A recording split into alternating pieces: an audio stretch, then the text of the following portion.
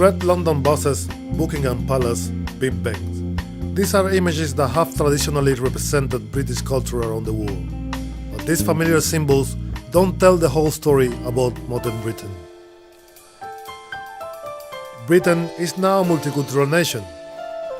According to the 2001 census, 1.3% of the population is of African or Afro-Caribbean origin, 1.2% Indian, and around 1.6% belong to another ethnic groups. Thousands of immigrants still come here every year. Some because they are forced to leave their home country. Some are just looking for a better life. Many are here illegally, surviving as the best they can. If the authorities find them, they will try to deport them. This program is about one particular group of illegal immigrants who have become an anomaly in the system: Cubans. Salí con vía a Moscú y entré al Reino Unido aquí de tránsito, donde las autoridades británicas no me dejaron entrar, me quitaron el pasaporte y me dijeron que tenía que devolverlo, que al próximo día tenía que regresar a Cuba, donde le dije que no y pedí asilo político. I've been here 8 years and a half, and for let's say 7.5 years that I've been illegal in England. Yo vine porque mi esposo se me murió y vine a buscar la herencia que él me había dejado, y resulta ser que mi esposo vivía en Irlanda, y entonces yo vine por unos amigos que me invitaron para que yo pudiera reclamar la herencia. Y cuando llegué aquí no pude pasar para Irlanda y me tuve que quedar aquí con otros amigos de él que me dijeron que me iban a ayudar para que yo aprendiera bien el inglés, pudiera trabajar, pudiera resolver mis problemas. Me guardaron los papeles y dijeron que me iban a ayudar, y cuando yo me vine a dar de cuenta, que les dije que dónde estaban mis papeles, que si me habían legalizado todo, me dijeron que no, que se lo había olvidado, y ya yo llevaba 1 año y no pude regresar para Cuba. Paul Ward is a solicitor specializing in immigration law. He represents a number of Cuban clients. Most people with immigration problems in the United Kingdom have come from war zones or places with grave humanitarian problems, and that's not generally seemed to be the case for Cubans. Most Cuban nationals have come here with temporary permission to stay, for example, as visitors or students, and then have overstayed that permission to stay through building up ties here or friendships, or through not being willing to return to Cuba because of the situation there in terms of economics and lifestyle. And once they've got themselves into that irregular position, it's very difficult for them to regularise that without many years of waiting and trying to argue for their situation to be regularised here. Despite requests from this program, the Cuban authorities will not confirm their official policy toward Cubans living illegally in Britain, trying to re-enter Cuba.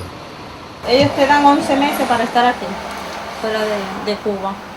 Si a los 11 meses y un día tú no entras a Cuba, no tienes derecho a entrar a Cuba. Una, no puedo regresar a Cuba, y 2, estoy ilegal. Conclusión, no tengo nacionalidad. They're here in limbo with no permission to work, increasing difficulties in accessing healthcare resources, fear of being taken into immigration detention. You know, at the beginning I have to actually, I lived on the streets maybe, I don't know, 5-6 days with, you know, all my luggage and everything. And I remember at the time it was sort of like winter season, so it was very cold, and it was a very, very bad experience, but an experience that actually taught me to go forward and to be somebody in the future. But you know, it was not food, it was cold, it was very difficult to talk to people. I didn't know anyone. Basically in England people don't open the door like people do in Cuba maybe, you know, so here it's very difficult to survive in this kind of situation. Con el poquito inglés que sé y con la ayuda de los otros cubanos que me tiraron más o menos la toalla, empecé de security, cuidando construcciones y todo eso, sin hablar inglés y sin nada. Me pagaban pésimamente, a 4 pounds la hora, donde con este yaqui casualmente que tengo, un italiano me vio y me dijo, tú eres de Cuba, qué sé yo. Y le dije, sí, me dice, mi mujer era cubana, qué sé yo. Le dije, estoy buscando trabajo, y me consiguió en su hotel, en su restaurante donde trabaja. Then you got the stories like, you find a job, for example, and you don't get paid, and you become very frustrated because, although I wanted to do a lot of things here in England, like studies and things like that, I knew I didn't have the money, so I didn't have the papers, not the money, so it was very difficult. This is only an example, but I've been through a lot of situations here that you can say, wow, it's very difficult to survive. Cubans build their own community. It provides economic support, and it's also a way to fill the gap left by their absent families. Tengo 3 hijos y, bueno, no sé cuándo lo volveré a ver. Mi mamá, mi papá, mi familia, en fin, allá en Cuba, y no sé cuándo lo que sí trato de ayudarlo desde aquí, que fue para lo que salí, y le mando su dinero mensualmente. Por lo menos tú no puedes ver a tu familia, no puedes salir a ningún otro país, no puedes hacer nada de lo que tú quisieras hacer, ¿entiendes? Es muy duro para estar en este país ilegal. I miss my family, miss the whole, neighborhood, the whole vibe in Cuba. But at the same time, I took the decision. I said to my mom, look, you can see me maybe in 6 months, or maybe you can see me in 6 years, so I don't know what the future holds. But, I thought, well, I'm staying in this country, but I'm carry on with me a lot of, I don't know how to put it. It's very difficult to feel in a country like this because, family is very far away. Nobody that is very close to you supporting you, so you have to support yourself and your family. So obviously, you miss that,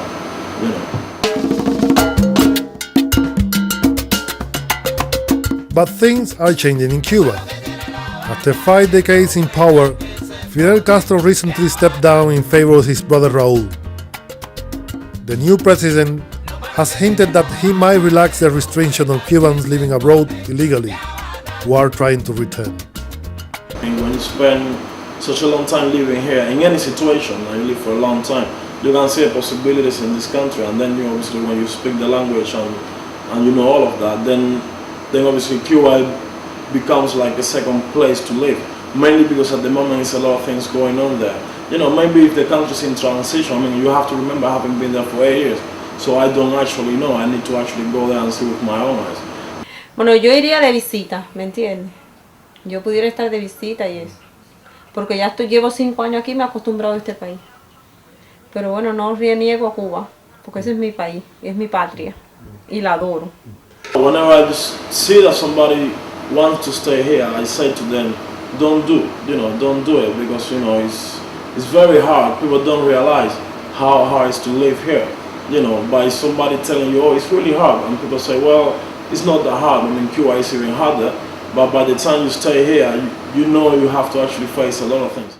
Until Cuba does change his policy toward Cubans living here illegally, these people are in illegal limbo.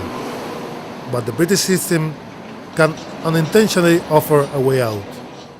There is long-term hope for a Cuban person with immigration problems who's already been here for several years and who has family ties here, so children or a partnership.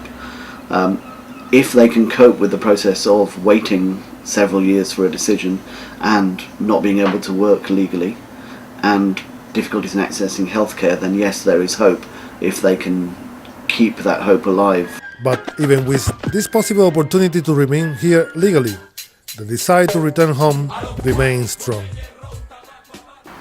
A mí sí me gustaría regresar. Cuba es Cuba, como quiera que tú la pintes, Cuba. Como esa no hay ninguna.